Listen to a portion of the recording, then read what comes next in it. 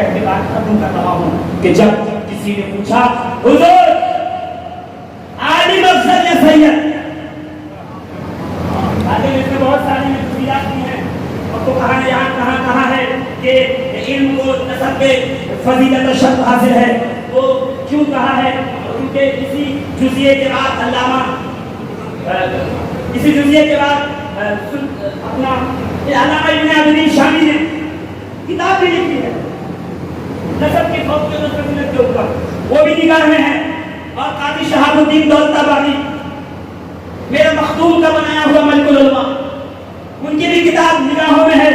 دیگر علماء ابن حجر حیثمی کی کتابیں ہیں، دیگر علماء کی ہیں، مگر اس پہ بات نہیں کرنی ہے.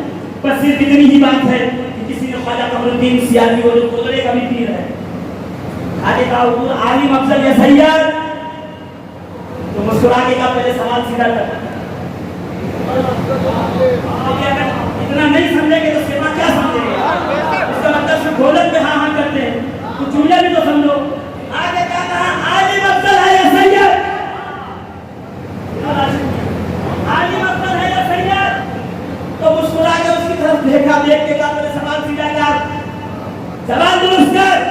تو حضور کیا کہا ایسے پوچھ سید افضل ہے یا عالم؟ خواجہ قمر الدین سیاسی سوال سیدھا کر، پھر جواب دیا جائے گا. پھر بات جو آگے بڑی، میں اتنی لمبی بات کیا بتاؤں، پھر ایک جملے میں بات ختم کر دوں. کہاں سے آئے ہو؟ تو فلاں جگہ مدرسے سے آیا ہوں. کتنے سال ہوئے؟ اتنے سال ہوئے. کتنے علماء پیدا ہوئے؟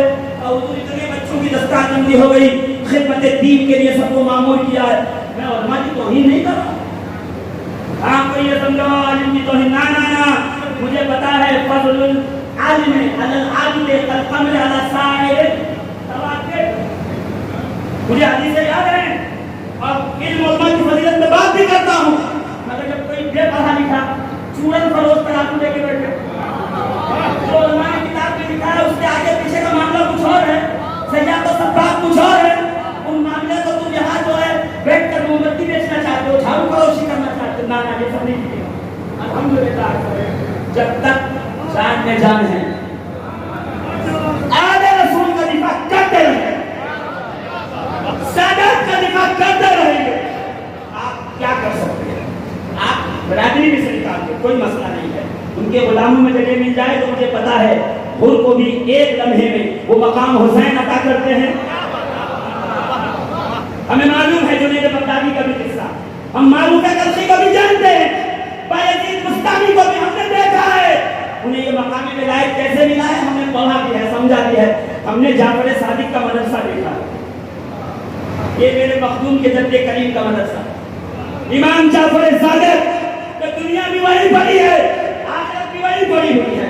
اسی دسترخوان سے کھانا کھانے والا کوئی جابر بن حیان فادر آف کیمسٹری بن کے نکلتا ہے. اسی دسترخوان سے کھانا کھانے والا کوئی امام اعظم ابو حنیفہ نعمان بن ثابت بن. میری زیادہ وقت نہیں ہے، ورنہ فیکٹس میرے پاس موجود ہے کہ میرے امام کی دسترخوان سوچنے والا. ہمیں تو کھیر پوری سے آگے بڑھنے نہیں دیا. کھائیے سو جائیے. ہاں اب اس کے اندر بھی جو ہے وہ اس میں بھی مسئلہ کھڑا کر رہے ہیں. خیر بات آئے کہ انشاءاللہ گفتگو ہوگی اور اس پہ مزید بات ہوگی. بس اتنا یہ ہے اس کو آگے کتنے عالم پیدا کیا حضور، اتنے سارے علماء پیدا کیے، اتنے صاحب علم پیدا کیے. اچھا بتاؤ سید کتنے بنائے؟ سیادت کی دستار بندی ہوئی تو حضور یہ نہیں ہو سکتا کیونکہ یہ فضل نسب ہے، یہ عطا ہے جسے خدا اپنے حبیب کے اہل بیت میں گھرانے میں پاک نسب میں پیدا کرے. کوئی سید ہوگا، سیادت کمائی نہیں جاتی. مسکرا کے کہا جان لینا ایک جزائی ہے، ایک عطائی ہے. ایک تلوار چلا کے آئے، نبی نے کہا جنت ہے، ایک ماں کی گود میں ہے. مصطفیٰ کہہ رہے ہیں سیدہ شباب اہل الجنہ. فضل جزائی اور ہے، فضل عطائی اور ہے.